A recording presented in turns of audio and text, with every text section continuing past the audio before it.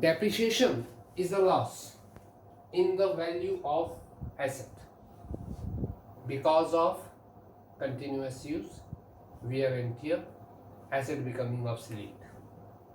So as depreciation is a loss, it will be, depreciation account will be debited rupees 10,000 because all the losses are debited.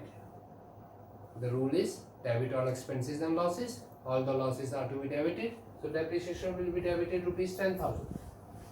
This depreciation has reduced the value of our asset, and decrease in the value of asset is credited.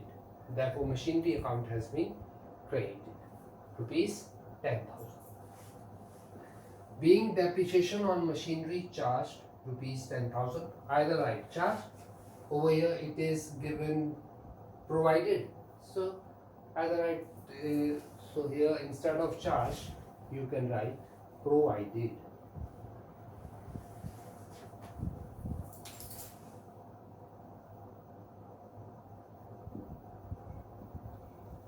Provided rupees 10,000.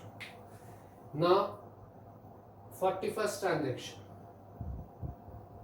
salary is outstanding rupees 10,000. Now see, outstanding means that they were to be paid in the current period, but they were not paid. So as this expense was of the current period, so the expense account will be debited, because expenses, it is a nominal account, debit all expenses and losses, so expense will be debited here. Therefore salaries account will be debited rupees 10,000. Now this rupees 10,000 was the salary to be paid in the current year, but it has not been paid, means it is an outstanding salary. So this amount has become a liability for us on account of salaries. So a increase in the value of liability is credited. Therefore, to outstanding salaries account 10,000. It's clear to all?